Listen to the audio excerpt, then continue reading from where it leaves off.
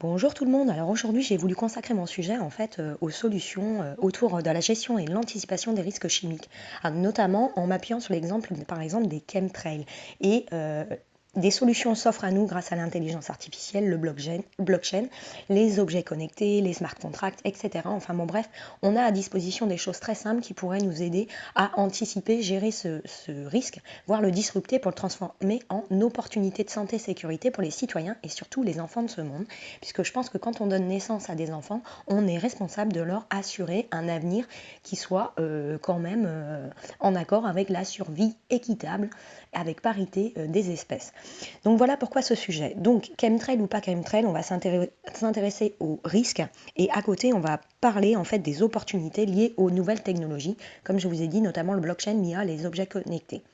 Donc dans une première partie, en fait, je vais traiter des risques, menaces, faiblesses, voire même des probabilités, des fréquences, des occurrences et des risques associés à tout ça, et notamment des risques cumulés de la sommation en fait de ces facteurs chimiques qui vont influencer en fait le levier de cotation de la gestion des risques associés à tout ça. Un peu comme dans le pharmaceutique, aujourd'hui l'injection multiple de vaccins, effectivement, il y a des effets d'interrelation en fait de toutes ces molécules qui sont injectées. Et effectivement, ça accroît le facteur de risque global, etc. Donc première partie, on va voir les risques. Dans la deuxième partie, on va s'intéresser en fait aux opportunités, aux forces des solutions qui s'offrent à nous grâce au blockchain, l'intelligence artificielle, les objets connectés et notamment qui pourraient être embarqués dans ces avions ou alors conservés au sol et notamment la responsabilité des communes et des gouvernements à cet égard. Alors en première partie, comme je vous l'ai dit, donc moi je suis spécialisée dans la gestion des risques santé et sécurité, notamment la qualité, sécurité, l'environnement, et avec, si vous l'avez regardé mes autres casts, une grande sensibilité à la gestion des risques liés à la finance. Mais bon, c'est pas le sujet du jour. Donc, première partie, les risques de ces chemtrails ou alors les risques autour de la gestion de ces risques chimiques qui sont indirectement modulés par l'humain. Donc si on s'intéresse à quelque chose, on va déjà identifier en fait si effectivement probabilité, fréquence, occurrence, il y a de ces risques. Donc si vous cherchez un peu sur internet, vous êtes capable de retrouver en fait des cartographies géographiques en fait de les probabilités et les fréquences d'épandage en fait de ces molécules chimiques. Donc je vous laisse observer par vous-même. Donc si vous êtes comme moi et que vous êtes français, voilà, et que vous voyagez beaucoup, vous avez pu constater quelque chose, c'est qu'effectivement en France, je constate une fréquence qui est vraiment très importante, qualitativement et quantitativement. A contrario, quand je voyage voilà, sur d'autres continents, je n'observe pas ces mêmes fréquences et ces mêmes épandages et je ne vois pas les mêmes traînées, voilà, si je puis dire, aux fesses de ces avions. Donc moi, ça m'interpelle et je me pose des questions. Donc dans tous les cas de figure, chemtrail ou pas chemtrail, projet ARP ou pas projet ARP. Moi, en fait, je m'informe beaucoup depuis des années. J'ai pas attendu en fait pour m'informer. En tout cas, une chose est sûre, c'est que si on regarde ces avions, il y a quelque chose qui est énorme, c'est que forcément, on constate qu'il y a une pollution chimique, ou alors biologique, bactériologique, physico-chimique ou mycologique, etc. En fait, il y a une pollution, ça c'est sûr. Donc, dans tous les cas, il faut responsabiliser et je vais vous expliciter comment on responsabilise grâce à la blockchain et les objets connectés et comment on demande à ces gens, en fait, de contribuer à une meilleure répartition des richesses en les responsabilisant. Et pas que comment nous, est-ce que citoyens, on pourrait, grâce à la technologie blockchain, ces objets connectés et l'IA, carrément aller sur l'open source, c'est-à-dire sur Internet, pour auditer nous-mêmes en temps réel qu'est-ce qui se passe avec des analyseurs et des sensors, etc.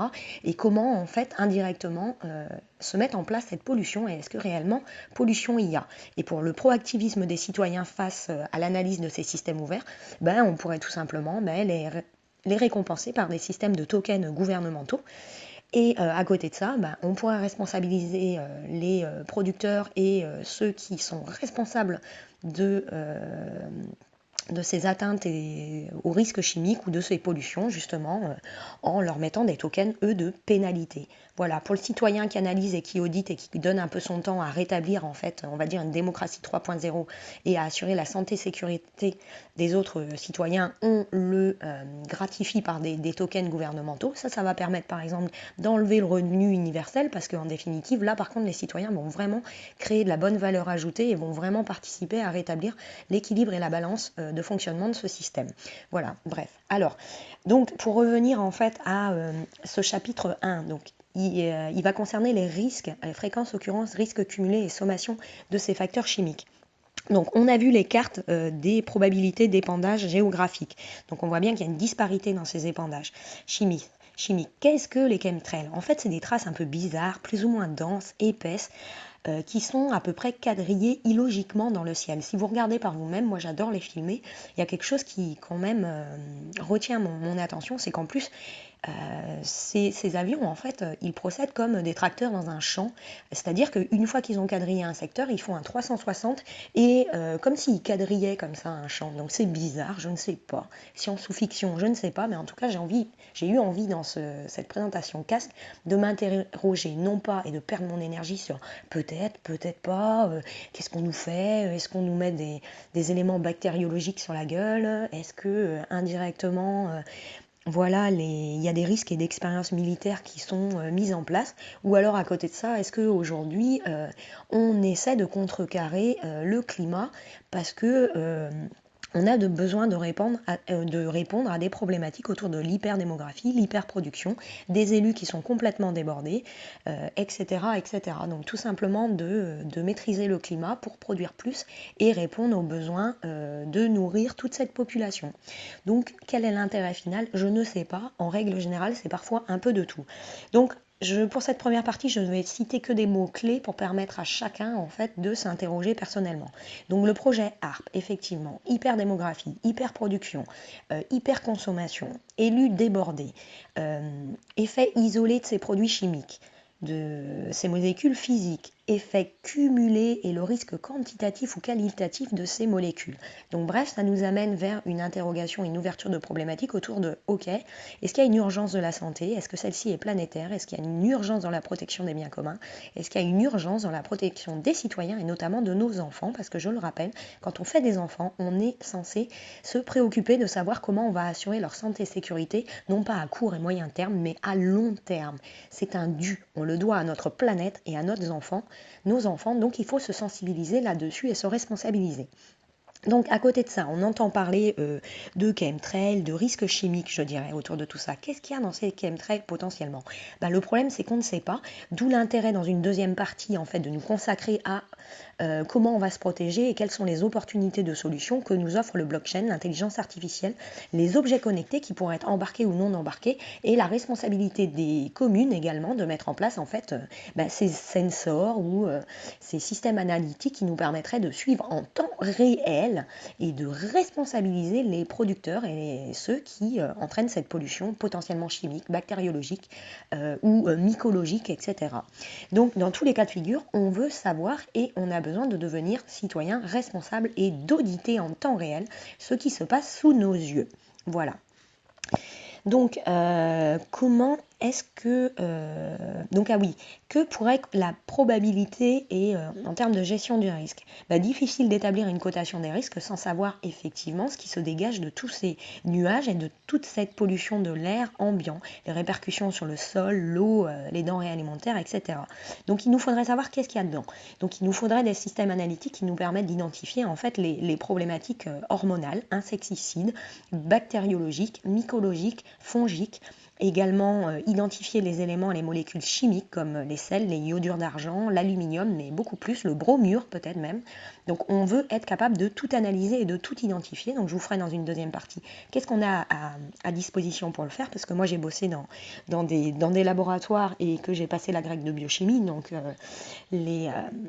les éléments d'analyse technique, physique, chimique, enzymatique, je les connais bien, donc il y a des choses très faciles à mettre en place qu'on pourrait justement associer à cette innovation.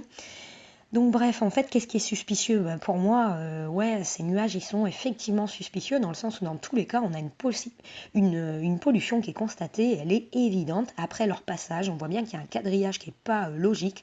Il se passe autant à basse altitude qu'à haute altitude. On voit bien également qu'après qu'ils sont passés, il y a quelque chose qui est très suspicieux. Si vous allez voir quand ils sont à basse altitude, en fait, la résultante et les répercussions après ça, on a des fils un peu bizarres qui se mettent sur la végétation. Donc c'est bizarre, comme des toiles d'araignée ou des choses comme ça. Alors je suis sûre de rien, mais moi ça me paraît suspicieux. En tout cas, une chose est sûre également, c'est que après passage, en fait, vous voyez bien que le ciel il change et il est plus aussi limpide. il est beaucoup plus opaque après qu'il soit passé. Donc c'est assez bizarre. À côté, voilà, le ciel, je vous l'ai dit, donc il change. À côté, moi je vous invite à vous interroger en fait sur la problématique des projets HARP, voilà, qui pourraient se passer à haute altitude, je dis bien probablement, et qui consisterait a priori à ensemencer des nuages pour déclencher en fait la pluie ou modifier la nature des climats, voire même impulser en fait la création de noyaux, de la concentration de particules d'eau qui viserait à retarder ou à accélérer les événements climatiques, les déclencher les pluies, etc., voire même dissoudre ou disperser la graine. Bon, en tout cas, dans notre première partie, on va conclure, en fait, dans tous les cas de figure, face à un risque chimique, on a un effet domino en termes d'incidence des risques, et ces risques, en fait, ils vont avoir une incidence sur la santé, sécurité, sûreté des citoyens, puisque tout ça, les éléments chimiques, ça va perturber la nature même de nos fonctions biologiques, de nos fonctions neuro-endocrines, donc ça va entraîner potentiellement en fait des altérations biologiques avec des cancers, des neurodégénérescences. Qui dit neurodégénérescence dit répercussions sur le quotient intellectuel, émotionnel, la perception des émotions qui pourraient être modifiées, etc. On pourrait aller beaucoup plus loin, les problèmes de reproduction, de fertilité, de stérilité, donc pas dû peut-être que au chemtrail, mais on a un effet cumulé d'effets chimiques qui est assez énorme, et on pourrait se poser le problème aussi de, attention, quelles sont les incidences aujourd'hui des lobbying, de la finance, des intérêts financiers pour les productions industrielles, quel est l'intérêt pour les boîtes pharmaceutiques justement de déclencher des troubles ou des pathologies ou des pandémies, des épidémies, etc. Enfin, on voit bien que l'argent rend l'humain avide, donc on est dans un système de défiance, on ne fait plus confiance à personne, donc on veut mettre en place un système où on pourrait auditer et suivre tout ce qui est mis en place aujourd'hui. Donc pas besoin de recruter des élus, il y a plein de citoyens qui ne demandent qu'à aider, qui ont des compétences et des qualités, donc comme moi par exemple dans le domaine de l'innovation, du blockchain, mais également des compétences cumulées par exemple dans tout ce qui est physico-chimie, analyse bactériologique, etc. Donc chacun pourrait amener ses connaissances et pourrait aider à anticiper la gestion des risques dans ce système. Donc dans les risques santé-sécurité, on voit bien un problème de reproduction, fertilité, stérilité, des problèmes peut-être de conditionnement de l'être humain. On ne sait pas, si on devient tous à moitié zozo, on est mal, on va vers une régression des masses humaines, etc. Il pourrait même y avoir peut-être des risques de génocide, d'épidémie, de pandémie, comme je vous dis, bactériologique ou pas bactériologique, virale ou autre. On ne sait pas. Donc également des problèmes à moyen et long terme de modification climatique, également de rayonnement solaire, puisqu'on voit bien que ces épandages, ça modifie le rayonnement solaire. On a des effets de gaz à effet de serre, enfin on voit bien qu'il y a des effets cumulés qui sont énormes. Je vous ai également parlé des risques et des expériences militaires, gouvernementales sur les populations qui pourraient répondre et viser à des problèmes de lobbying pharmaceutique, entre autres, et pas que. Donc on voit bien qu'aujourd'hui, au niveau les plus hauts, la finance amène de l'avidité, de l'avarice, et on a des gros problèmes au niveau des défauts d'application de lois, de respect des lois, et que tout ça, ça entraîne des abus de faiblesse, des abus de pouvoir, de la corruption, du blanchiment, de la fraude, du terrorisme, voire même en fait du financement d'armes, etc. On peut aller vraiment plus loin. Donc aujourd'hui, il y a vraiment une anarchie au niveau du pouvoir et au niveau de ceux qui nous gouvernent. Donc il est grand temps indirectement de responsabiliser tous ces acteurs. Donc c'est ce qu'on va voir dans notre deuxième partie. Opportunités et forces et solutions. Comment on fait pour encadrer tout ça et ne plus se poser de questions et rétablir la confiance vis-à-vis de nos gouvernements, etc. Donc en fait, les solutions pour moi, elles sont simples. Et je ne comprends pas pourquoi, en termes d'opportunités majeures et d'importance en fait de mettre très très rapidement et de transposer très rapidement ces solutions dans, je vous ai dit, toutes les communes, également de suivre en fait tous ces équipements d'aviation qui soient civils, militaires, institutionnels, gouvernementaux, en y associant en fait indirectement des objets connectés sur la blockchain, avec des systèmes d'analyse en fait embarqués et non embarqués. Donc en fait, il nous faut procéder, en fait les risques chimiques, biologiques, ils sont larges. Donc en fait, il va falloir qu'on procède à des analyses physico-chimiques, bactériologiques, physiques, mycologiques, etc. Donc indirectement, on a beaucoup d'objets connectés qu'on pourrait mettre en place. Des senseurs, des doseurs, des spectrophotomètres de masse embarqués, des photomètres. Pour aller un peu plus loin dans les analyses bactériaux, on pourrait aller beaucoup plus loin en mettant en place des techniques ELISA ou autres, des tests rapides, des chromatographies en phase liquide, gazeuse, enfin bon bref, on a déjà à disposition beaucoup de matériel. Donc on a vraiment des opportunités de connecter tous ces objets, donc soit embarqués, soit non embarqués. Et quand je dis non embarqués, il y a vraiment une responsabilité des communes de s'équiper et de rattacher en fait leurs objets connectés dans leur ville à ce blockchain public qui serait sur l'open source et Internet et qui pourrait être vu de tout le monde. Comme vous allez sur Internet voir les couloirs aériens et que vous consultez les horaires où les avions atterrissent, décollent, etc., etc. Donc on peut aller beaucoup plus loin en intégrant tous ces datas, tous ces données sur la blockchain et en y intégrant des systèmes d'intelligence artificielle qui pourraient en plus être proactifs et automatiques dans la détection des non-conformités. Rouge, orange, vert. Rouge, il y a des éléments toxicologiques qui sont majeurs. Tac, on arrête, on stoppe, on responsabilise, etc. Puisque tous ces appareils, on les maîtrise depuis longtemps, ces objets connectés, ils ont quand même des avantages qui sont indéniables, ils ont des seuils de détectabilité qui sont vraiment top, de la spécificité, de la sensibilité, des seuils de quantification, des seuils analytiques, ils ont voilà, des facteurs de répétabilité, de reproductibilité, etc. Donc on maîtrise ces objets connectés. Donc il est temps de les connecter pour faire en fait une vie qui se veuille beaucoup plus intelligente. Bon, attention, à côté, il faut faire attention, on a des appareils qui convient d'étalonner, etc., les biais, les incertitudes, enfin bon bref, on maîtrise quand même tout ça, quoi. Donc aujourd'hui, on n'a qu'à l'utiliser. Aujourd'hui, on dispose suffisamment d'évolution technologique, d'automates d'analyse qui conviendrait d'équiper en fait sur tous ces appareils embarqués. Et on pourrait le suivre en temps réel, en fait, directement sur Internet, sur l'open source, et toutes ces datas pourraient être stockées sur le blockchain. Donc on pourrait suivre en fait tous ces appareils de navigation, les identifier, les tracer, les auditer et indirectement les obliger à se responsabiliser. Donc pas besoin de recruter indirectement des personnels d'État supplémentaires. On a suffisamment de citoyens à disposition qui sont qualifiés, passionnés, que ce soit dans le domaine de la navigation, de l'analyse médicale, physico-chimique, qui pourraient en fait mettre à disposition leur temps libre proactivement pour anticiper la gestion des risques, non plus cette fois-ci, parce que c'est la problématique de nos gouvernements et de nos élus. On voit l'avidité à court terme sans mettre en place une gestion des risques et une anticipation de la gestion des risques à moyen terme et à long terme. Et ça, le problème, à mon sens, il n'y a que le citoyen qui peut le faire, parce que justement, il est dénué d'avidité financière et lui, il a une pureté un peu plus consciente, je dirais, parce que ce qui vise le citoyen, lui, c'est la santé, sécurité, sûreté, en fait, de ses enfants.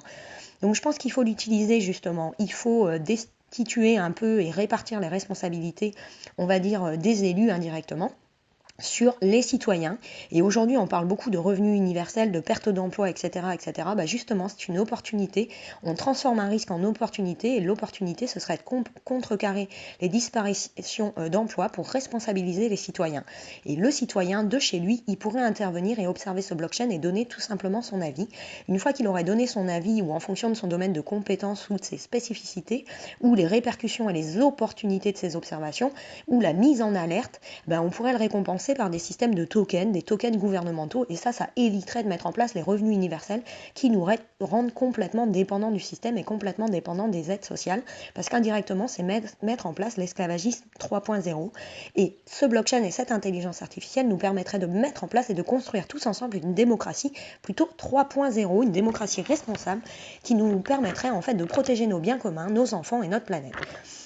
Donc en fait, moi je pense que dans chaque commune, en fait, en plus de ces objets embarqués, il faut mettre en place dans chaque commune, et quel que soit en fait le nombre d'habitants, surtout les régions rurales ou les régions où il y a de l'exploitation de masse, il faut mettre en place en fait ces objets connectés qui doivent être rattachés en fait à ce système de blockchain public, auditable par le public, pour viser à assurer la santé, sécurité, sûreté de tous les contribuables. En fait, ce serait une manière indirecte d'utiliser intelligemment nos impôts pour une fois. Voilà, et qui nous permettrait de mesurer la qualité de l'air, de l'eau, du sol, des végétaux, etc. dans les zones où se concentre la population, quel qu'en soit le nombre. Voilà. Et dans toutes les communes, même rurales. Et je pense qu'on a vraiment un intérêt à le faire. Pourquoi? Parce qu'à terme, en fait, le risque majeur de tout ça, c'est que même si on veut trouver, les élus, les gouvernements cherchent à trouver des solutions pour répondre aux problèmes d'hyperdémographie, en fait, à un instant T, je pense qu'il faut vraiment anticiper la gestion du risque à long terme. Et je pense qu'il existe bien des solutions pour éviter justement qu'on ait à répondre à ces problèmes de production et d'hyperproductivité de masse. Je pense qu'il est grand temps de stimuler les productions locales, de stimuler par exemple les monnaies locales physiques, enfin de dynamiser les économies l'économie locale, parce qu'en termes de gestion des risques, concentrer tout le monde dans les grandes villes, je pense que c'est un risque majeur, parce que dans le cas de figure où un jour il arriverait quelque chose, ça pourrait être un chaos ou un effondrement. Donc on a la possibilité d'anticiper tout ça, donc je pense qu'il faut s'activer pour le faire. Donc moi je pense à des solutions comme de la permaculture ou autres cultures qui seraient beaucoup plus raisonnées, non intensives, devenir ou favoriser, encourager les self-producteurs pour éviter en fait l'usage de cette chimie de masse et mieux répartir en fait les productions à une échelle beaucoup plus raisonnable, parce qu'aujourd'hui on est beaucoup trop dépendant dans nos sociétés développées, et quelque part maintenir la dépendance et augmenter le risque en cas où un jour par exemple l'électricité serait coupée. Voilà, est-ce que l'humain est raisonnable et raisonné? Je ne sais pas. Est-ce qu'on peut lui demander de s'interroger? Est-ce que les gens ont envie de consacrer leur temps à agir pour la planète, ou à plutôt regarder la télé-réalité et se nourrir de stupidité que je qualifierais indirectement de manipulation médiatique pour rendre les gens peut-être un peu sots et bêtes, quoi. Quelque part, c'est peut-être les médias et la télé et des tas de bêtises en fait qu'on nous intègre dans notre cerveau. C'est peut-être pire que la neurodégénérescence de ces chemtrails, je sais pas. Bon, bref, je pense qu'il faut encadrer et raisonner les hautes décisions et les faire réfléchir, réagir en fait aux intérêts des risques de leur action. Je pense qu'il n'y a pas de plan d'action mis en place et de gestion des risques au niveau du gouvernement. Donc c'est bien beau, le gouvernement se permet d'auditer, de labelliser tout le temps, de prendre des décisions, mais je pense qu'en fait, il faut déjà commencer à auditer au plus haut, justement, et responsabiliser tous les acteurs qui ont été élus pour prendre des décisions qui ont des répercussions énormes sur la santé et sécurité des citoyens. Et il est grand temps de créer également en fait un tribunal correctionnel de plus haute instance comme à Haye, et de mettre en place en fait des juges qui soient complètement indépendants du système. Et peut-être ce tribunal, on pourrait le mettre en place sur la blockchain et demander aux citoyens également de donner leur avis dans la responsabilisation des acteurs. Voilà, en fonction des génocides, en fonction des répercussions sur la santé et sécurité, enfin tout ce qui touche en fait potentiellement à la sélection contre-naturelle de l'être humain. Donc il faut vraiment un tribunal correctionnel de haute instance qui vise à responsabiliser tous ceux qui engendrent la mort, tout simplement, que ce soit la finance, que ce soit les gouvernements, que ce soit les actions militaires, les décisions militaires, que ce soit également le blanchiment et la vente d'armes, les montées de tyrannie, etc. Il faut regrouper tout ça dans un tribunal correctionnel et demander aux citoyens de devenir responsables. Voilà, donc on irait un petit peu plus vite dans le proactivisme et les décisions, et on n'aurait plus besoin à attendre 6 à 10 ans avant que des décisions juridiques de droit, de liberté ne soient prises, parce qu'en attendant, on laisse les écarts se mettre en place et en fait les effets sont exponentiels, et voilà pourquoi nos élus sont complètement débordés, que les tribunaux sont saturés. Donc il faut aller beaucoup plus proactivement de façon à rétablir l'équité, la parité, la liberté, l'égalité. Je vous passe le tintouin. Donc voilà, il faut rechercher en fait des solutions ensemble, collectivement, réfléchir et se sensibiliser aux risques, non plus à court terme, mais à moyen terme et long terme. C'est ça une gestion des risques à mon sens. Donc voilà, et puis tout ça en mettant en place un tribunal correctionnel, en responsabilisant tous ces acteurs. En fait, il faudrait donner aux citoyens la possibilité d'acquérir en fait des tokens de gratification. Vous avez bien fait votre boulot, et on vous donne des tokens gouvernementaux qui visent à vous récompenser. Donc ça évite indirectement les revenus universels pour des gens qui en fait ne savent pas quoi faire et qui vont pas créer de la vraie valeur ajoutée. À côté, voilà, on récompense les citoyens, et de l'autre côté, on répartit la richesse en pénalisant les fauteurs de troubles directement. Et plus ils sont responsables, plus ils sont payés gracieusement et qui manquent d'éthique, de professionnalisme et de déontologie, et plus ils payent tout simplement. Et là, on répond à la problématique de répartition des richesses. Donc voilà, il faut mettre en place un tribunal en fait pour responsabiliser les décisionnaires, voilà, qui agissent à l'encontre de la santé, sécurité, sûreté, tout simplement. Voilà, allez, je vous dis à bientôt, je vous laisse et je vous dis prenez soin de vous, et comme je dis toujours, prenez soin surtout des autres. Allez, y est pas, c'était mon moment du jour, j'avais envie de réfléchir avec vous sur ces problématiques. N'hésitez pas à me dire en fait vous qu'est-ce que vous en pensez, parce que j'ai pas la science infuse malheureusement, mais même si j'ai pas d'enfants, moi je m'inquiète pour les enfants de ce monde et sur ce qu'on est actuellement en train de les faire absorber. Ils n'ont rien demandé, et moi quand je me promène avec des enfants, même les enfants qui sont avec moi s'interrogent et me posent des questions sur mais qu'est-ce que c'est que ça dans le ciel, pourquoi c'est là, et même eux ça les interpelle. Donc je pense que nous adultes il est grand temps de s'interpeller interpeller. Si ça interpelle les gamins, ça doit nous interpeller nous. Donc comment est-ce qu'on met en place les solutions pour éviter tout ça? Alors je dis pas de rentrer dans les problématiques de oh là là, projet art, machin ou pas, de machination, de conspiration. En tout cas, une chose est sûre, on a des problèmes de blanchiment, de fraude, de terrorisme. On a des gens, en fait, on a des super élus, mais on en a aussi, en fait, qui ne sont vraiment pas responsables. Donc dans tous les cas, il faut responsabiliser globalement. Nous, on nous demande de nous responsabiliser au jour d'aujourd'hui. On a l'impôt à la source. Moi, je demande à savoir pourquoi je paye mes impôts.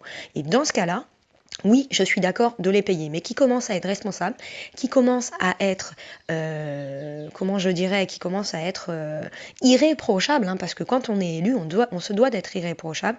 Et après, également, j'éviterai de trop parler et je fermerai peut-être ma bouche. Allez, je vous dis à bientôt, prenez soin de vous tous, je vous adore, au revoir.